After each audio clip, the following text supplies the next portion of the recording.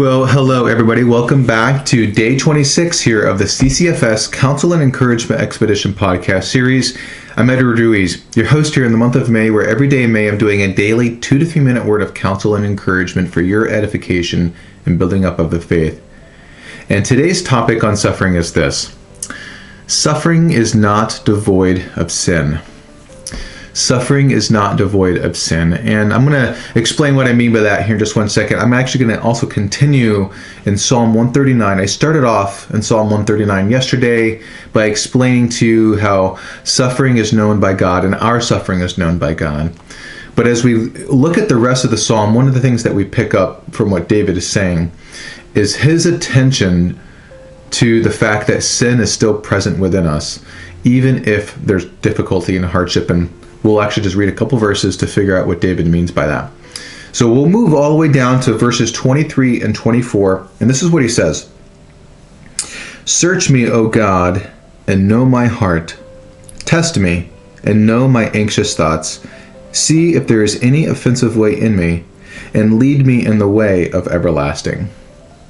Now, so what we see there immediately on verse 23 is his kind of connecting the loop there from what he just said in verses 1 and in those first introduction verses, right? About searching him and God knowing him. And then he says, "Test me and know my anxious thoughts." And then what he says immediately after that is where our point kind of comes out a little bit today. See if there's any offensive way in me.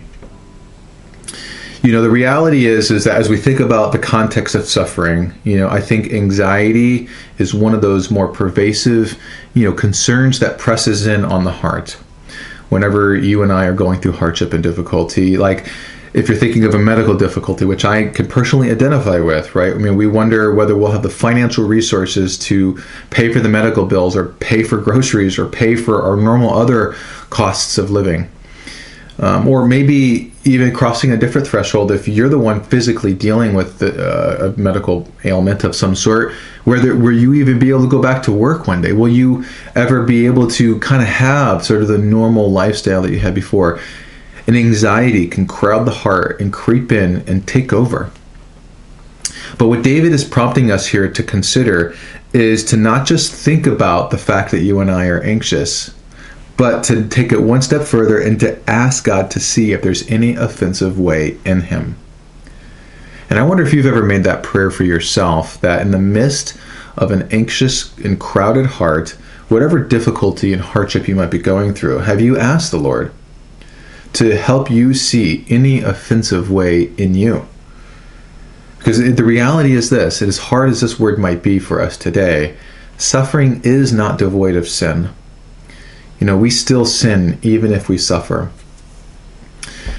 That's a hard word today, I know, and I hope that you hear it. I hope that maybe it helps get the wheels turning a little bit to sort of think a little bit differently about how you and I might be dealing with suffering and hardship and pain, especially when something like anxiety begins to creep in a way that kind of feels a little overwhelming. We still have to pay attention to our hearts, and that we are not offensive to the Lord, and that we even still need his help to be led in the way of everlasting, which is toward Christ, in Christ, a life of Christ. If you have any questions about that, please don't hesitate to reach out. I'll be happy to answer any questions as best as I can. Thank you so much for staying tuned in today, and I look forward to connecting with you tomorrow. Until then, talk to you soon. Bye. Hey, real quickly, thank you so much for visiting. If you want to learn more about CCFS, please visit my website at ccfamilyservices.com. There you'll learn about the mission and vision of CCFS, or you'll find out there's podcasts, articles, and blogs and content that I make available to you in case you're interested in that. If you want to learn more about counseling services, my contact information is there at the bottom of the webpage as well, or maybe you know somebody who may benefit from some counseling, please forward along. Thank you so much for visiting today, and I look forward to connecting with you. Until next time, take care.